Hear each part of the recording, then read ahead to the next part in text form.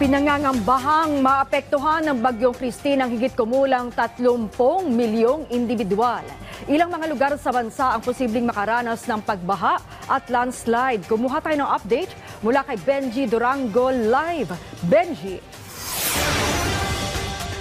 Ang totoo niyan, mas dumami pa itong mga lugar na isinailalim sa Tropical Cyclone Wind Signal number 1. At ipapakita ko sa inyo itong latest satellite imagery ng Bagyong Christine na napakalawak ang sakop ng kaulapan. Makikita nyo sa inyong mga TV screen.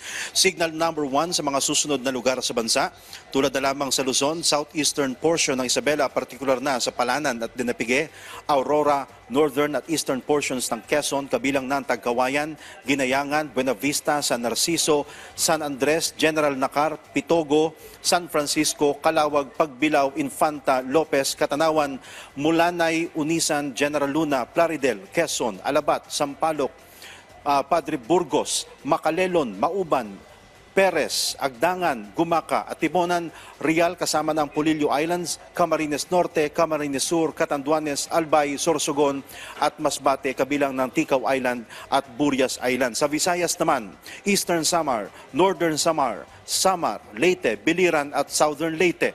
Sa Mindanao, Dinagat Islands at Surigao del Norte kabilang ng Siargao, Bukas Grande Group. Sa Tropical Cyclone Bulletin number 3 na inilabas ng Pag-asa kaninang alas 5 ng hapon, na-monitor din ang bahagyang pagbagal ng kilos ng bagyo na ngayon ay nasa layo na lamang na 760 kilometers east of Catarman, Northern Samar.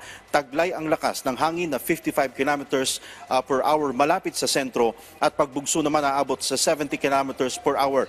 Signal number 4 ang pinakamataas na pwedeng ideklara ng Pag-asa habang papalapit ito sa landmass at inaasahan ng mas malalakas na hangin sa eastern seaboards ng Southern Luzon at Visayas at maging sa mga bulubunduking lugar. Hindi biro ang bagyong ito dahil base sa datos ng Office of Civil Defense, nasa 30 milyong mga Pilipino ang posibleng maapektuhan ng paparating na bagyo. Batay ito sa 18,000 mga barangay mula sa iba't ibang rehiyon sa bansa na makakaranas ng malalakas na hangin at ulan na maaaring magdulot ng pagkasira ng ari-arian, baha at landslides. Hindi ligtas ang may 1,403 na barangay mula sa 17 lugar sa Metro Manila na namimiligro din sa baha at landslides. Nanawagan si Civil Defense Administrator Yusek Ariel Nepomuceno na paigtingin pa ang paghahanda para mabawasan ang masamang epekto ng Bagyong Christine. Maanya muna ang update mula dito sa Pag-asa Weather and Flood Forecasting Center. Balik sa iyo dyan sa studio, man.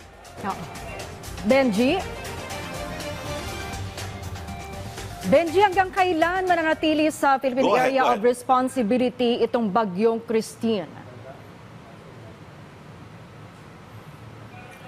Ang sabi ng kausap natin kanina, si Ma'am Veronica Torres, ang isang Pag-asa weather forecaster, maglalandfall ito probably mga gabi ng Thursday or early morning ng Friday at lalabas ito mga bandang Sabado o Friday or Saturday. Palabas na ito ng landmass bago naman umexit ng PAR. Saglit lamang itong dadaan sa kalupaan pero inaasahan na magdudulit ito ng mga pinsala lalong-lalo na sa mga bahay na gawa sa mga light materials.